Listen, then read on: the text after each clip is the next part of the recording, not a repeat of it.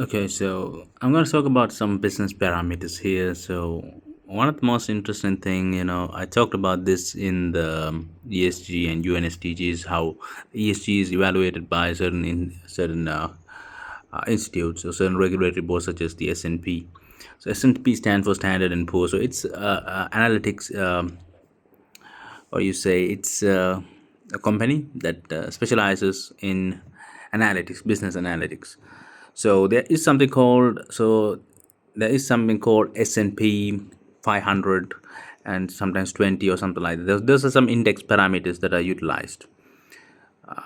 And what that actually means, so you have your company name, which is SNP, so Standard and Poor's. So they have numerous analytics. So this is just one of them. And 500 S&P 500 is one of their analysis, which they use to collectively evaluate 500 the top US companies. Now, if you want to know more about S&P, S&P is usually, it was founded somewhere around in 1917, and it's located in New York, right? So that is their location. So now let's talk about these values, right? Some calculations just to get a hold of what exactly is going on and how you could use that parameter. So it focuses on the market capital. So it's actually an index. So what their indexes would look like.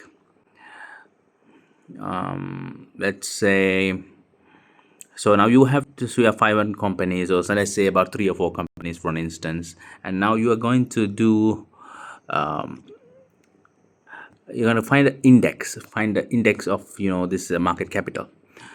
So you take a sum of all the market capital of each of these companies. So now you're going to start to wonder, how do you calculate the market capital? So market capital is basically calculated by the number of shares into the value of each share. So that gives a capital value for that company. So you add all those values and you divide it by a divisor, which is usually any kind of value that gives a value that is comprehensible, easy to comprehend. So that is basically your index. So now you get a value, right? So your your S&P change or return, like for an example, if you have 100 and it goes to 125, then you can see that return is like 25 divided by 100, the increase divided by the original amount, and that'll give about 25 return. Now, why this value is useful is you can use this value to, what can I say, to compare your portfolio.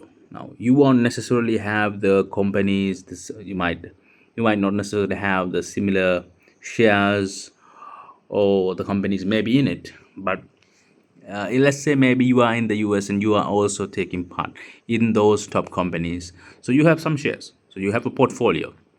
So you can take that, or maybe you have some different shares, that's stock or whatever.